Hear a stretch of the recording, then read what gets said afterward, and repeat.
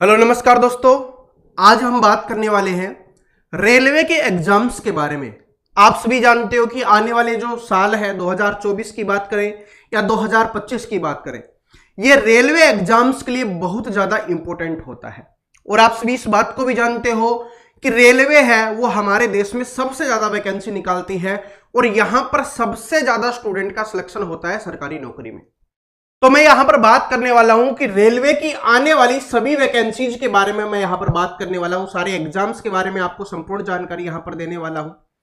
और आपको एक इंपॉर्टेंट बात और बता देता हूं, अगर आप सिर्फ एक तैयारी करते हो, आप एक तैयारी से इन सभी एग्जाम में सिलेक्शन ले सकते हो। चाहे वो आरआरबी एएलपी की बात करें, चाहे आरपीएफ कांस्टेबल एसआई की बात करें, चाहे जेई की बात करें, हम चाहे आरआरबी एनटीपीसी की बात करें या ग्रुप डी की बात करें, और रेलवे में और भी इसके अलावा जो भी एग्जाम्स आ रहे होते हैं, उन सभी एग्जाम्स की सिर्फ आप एक तैयारी से सिलेक्शन ले सकते हो। क्यों? क्योंकि इसमें मोस्टली सिलेबस है वो सेम रहता है और बाकी सारी चीजें भी इसमें सेम रहती है। तो आज का वीडियो हर एक स्टूडेंट के लिए इंपॉर्टेंट होने वाला। आप सभी जानते हो कि 2024 में है ना, अगर कांस्टेबल लेवल की बात करें या ग्रुप डी लेवल की बात करें तो यही वैकेंसी आने वाली है। इसके अलावा और बहुत कम वैकेंसी देखने के लिए मिलेगी, सिर्फ एक एसएससी जीडी की आ रही होगी। तो सभी स्टूडेंट का फोकस रेलवे होने वाला है इस साल में। तो अगर आप पहले मेहनत करना स्टार्ट करोगे तो बाकी स्टूडेंट से जो कंपटीशन होने वाला है उसको आप बीट करके आप सिलेक्शन ले पाओगे। तो चलिए स्टार्ट करते हैं और वीडियो को पूरा जरूर देखना, सारी जानकारी आपके पास होनी चाहिए। बहुत सारी चीजें मैं आपको बताने वाला हूं। सबसे पहली चीज तो मैं आपको एक क्लियर कर देता हूं कि रेलवे के जो सभी एग्जाम्स होते हैं उसमें 1/3 की क्या होती है, नेगेटिव मार्किंग होती है सभी एग्जाम्स में, चाहे वो कोई भी एग्जाम हो। 1/3 का मतलब क्या होता है कि 3 अगर आपने गलत की है, एक जो सही किया है वो भी आपका गलत हो जाएगा। साथ में इसके अलावा इसमें नॉर्मलाइजेशन भी होता है, क्योंकि अलग अलग शिफ्टों में पेपर होते हैं, बहुत ज्यादा दिन इसके पेपर चलते हैं, क्योंकि काफी स्टूडेंट हैं, करोड़ों की संख्या में फॉर्म भरते हैं। तो काफी दिन अगर पेपर चलते हैं तो उसके लिए नॉर्मलाइजेशन किया जाता है, ताकि किसी की इजी शिफ्ट आई है, किसी की हार्ड शिफ्ट आई है, उस हिसाब से स्टूडेंट को उसका फायदा मिल सके और वो सारी चीजें कर सके। ठीक है, तो चलिए अब बात करते हैं सबसे पहले एग्जाम की। अभी जो वर्तमान में जिसका नोटिफिकेशन आ चुका है वो है आपका आरआरबी एएलपी का एग्जाम। देखिए, टेक्निकल की या टेक्नीशियन वाली भर्ती है अभी नहीं आई है, लेकिन इसके लिए जो स्टूडेंट हैं वो प्रोटेस्ट कर रहे हैं, आंदोलन कर रहे हैं, ट्विटर कैंपेन कर रहे हैं, सारी चीजें चल रही हैं, आनी चाहिए और आएगी जरूर, इतना तो समझ के चलो। साथ में वैकेंसी है 5696 वैकेंसी यहां पर दी गई है। इन वैकेंसीज को भी इंक्रीज किया जाएगा, साथ में टेक्नीशियन की भी आती है तो वो भी जोड़ी जाएंगी, और इनको भी जो इंक्रीज करने की बात चल रही है बहुत जल्दी इसके लिए कोई अपडेट जरूर आ जाएगा। अगर नहीं भी आता तो आप देख लीजिए कि 5696 वैकेंसी हैं वो अभी निकली हुई है। इसके ऑनलाइन फॉर्म है 20 जनवरी से स्टार्ट हो गए हैं और 19 फरवरी तक इसके ऑनलाइन फॉर्म है वो भरे जाने हैं। अगर आपने 10वीं पास कर रखी है और साथ में अगर आपने आईटीआई कर रखी है तो आप इस फॉर्म को भर सकते हो। आपको 10वीं भी पास होनी चाहिए और साथ में आईटीआई भी होनी चाहिए। और अगर मान लो आपने आईटीआई नहीं कर रखी, तो अगर आपने कोई डिग्री या डिप्लोमा कर रखा है इंजीनियरिंग में, डिग्री कर रखी हो या कोई डिप्लोमा कर रखा हो इंजीनियरिंग में, तो भी आप इसका फॉर्म भर सकते हो। और अगर ये टेक्नीशियन वाली भर्ती आ जाती है तो अगर आपने 12th पास किया हुआ है, वो भी अगर पीसीएम से किया हुआ है, फिजिक्स केमिस्ट्री मैथ से अगर आपने किया हुआ है, तो आप टेक्नीशियन वाली भर्ती है उसके लिए फॉर्म भर सकते हो। अब मैं इसके सिलेबस के बारे में बता देता हूं, तभी आपको पता चलेगा कि कैसा सिलेबस है सभी एग्जाम का। सबसे पहले एएलपी के पहले पेपर की हम यहां पर बात कर लेते हैं, और मोस्टली पहला सीबीटी 1 है, उसी के बारे में हम यहां पर बात करने वाले हैं। देखिए, मैथ सब्जेक्ट है जिसके 20 क्वेश्चन आपको देखने के लिए मिलते हैं। रीजनिंग है उसके लिए 25 क्वेश्चन आपको देखने के लिए मिलते हैं। साइंस है, इसके 20 क्वेश्चन आपको देखने के लिए मिलते हैं। और जीके जीएस है या करंट अफेयर है, उसके 10 क्वेश्चन आपको यहां पर देखने के लिए मिलते हैं। ये यहां पर टोटल मिलाकर आपके कितने क्वेश्चंस आते हैं, ये 40, 50 और 75 क्वेश्चंस आपको यहां पर देखने के लिए मिलते हैं। और 75 क्वेश्चंस के लिए आपको 60 मिनट का समय है वो दिया जाता है। इस बात को भी याद रख लेना, 1 घंटे का समय आपको दिया जाता है। और मैं पहले ही बता चुका हूं 1/3 की क्या होती है, नेगेटिव मार्किंग भी होती है। देखिए, बाकी एग्जाम्स आपने देखे होंगे उसमें साइंस नहीं आती, लेकिन रेलवे के एग्जाम में साइंस है वो इंपॉर्टेंट रोल निभाती है, काफी एग्जाम्स में तो ज्यादा क्वेश्चंस आते हैं, काफी में कम आते हैं, लेकिन साइंस आपको अच्छी खासी देखने के लिए मिलती है रेलवे के एग्जाम में। तो ये है आपका एएलपी का सिलेबस। इसके बाद बात करते हैं दूसरी वैकेंसी के बारे में जो बहुत जल्दी आपको देखने के लिए मिलने वाली है। वो कौन सी है? आरपीएफ कांस्टेबल और एसआई की भर्ती, यानी कि जो रेलवे पुलिस फोर्स होती है उसमें कांस्टेबल और एसआई की भर्ती आने वाली है।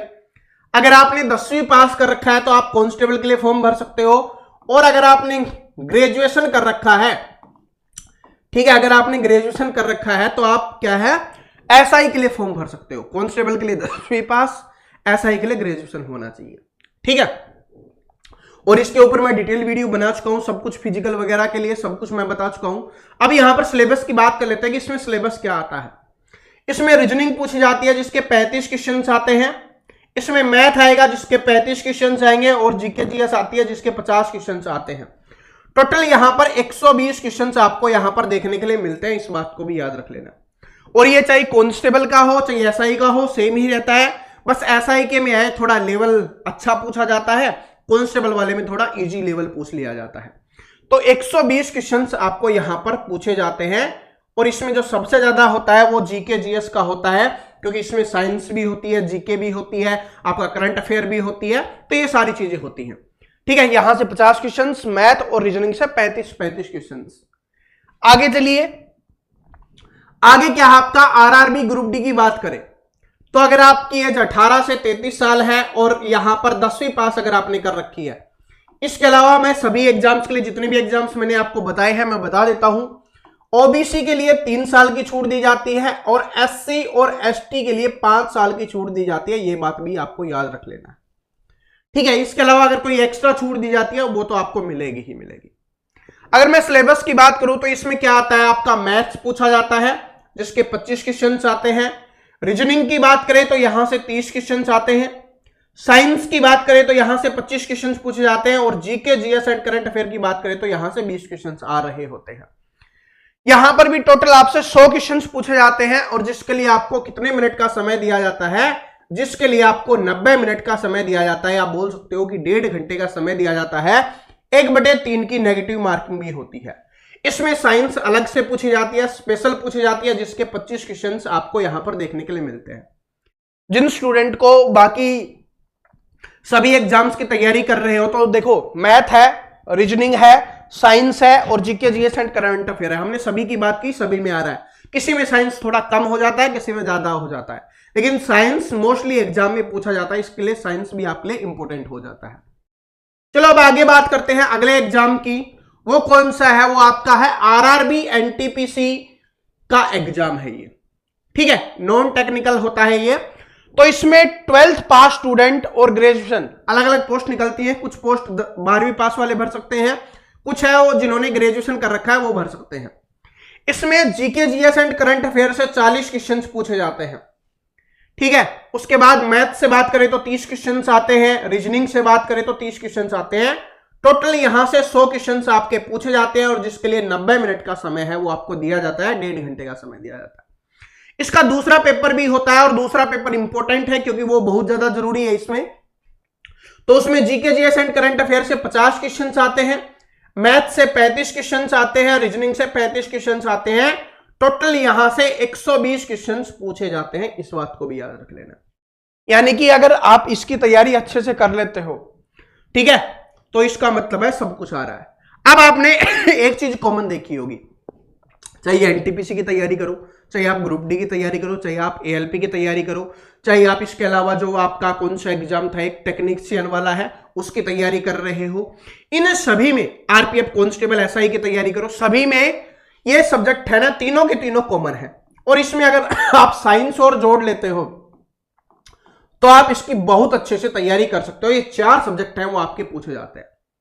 तो अगर आप एक ही तैयारी करना चाहते हो, एक ही तैयारी करना चाहते हो तो आपको क्या करना है, इन चारों सब्जेक्ट को बहुत अच्छे से पढ़ लेना है, बहुत अच्छे से पढ़ लेना है। मैं आपको बताना चाहूंगा कि भाई ये समझ लो कि अगर 2024-25 में आप जॉब लेना चाहते हो तो इनको अच्छे से पढ़ लो। जिनको बाकी सब्जेक्ट से डर लगता है, खतरनाक नहीं आता, इजी आता है, थोड़ा मॉडरेट लेवल का आता है, ठीक है। मैथ की बात करें, एडवांस मैथ खतरनाक वाला नहीं आता, थोड़ा बहुत आता है, कुछ एग्जाम्स में आता है, कुछ में नहीं आता, लेकिन थोड़ा बहुत आता ही है सभी में, ठीक है। और या इजी लेवल का आप बोल सकते हो, इजी लेवल का आपसे पूछा जाता है, तो आराम से मैथ ऐसा होता है जिसको आप आराम से पढ़ सकते हो, क्योंकि ज्यादा प्रॉब्लम इसी में होती है। लेकिन बहुत सारे स्टूडेंट के लिए साइंस नई चीज होती है, तो साइंस को आपको अच्छे से पढ़ना पड़ेगा, ठीक है। और साइंस है ज्यादा नहीं, 10th लेवल की साइंस है वो आपसे पूछी जाती है, 10th लेवल की साइंस है वो पूछी जाती है, ज्यादा हार्ड नहीं आती। अगर आप, मैं सिंपली बताऊं तो 6th क्लास से 10वीं क्लास तक की आप साइंस की बुक अपने छोटे भाई बहन से ले लो और उनसे पढ़ लो, ठीक है। उससे बाहर साइंस नहीं पूछी जाएगी, इस बात को भी याद कर लेना, ठीक है। सिर्फ इतना ही पूछा जाता है।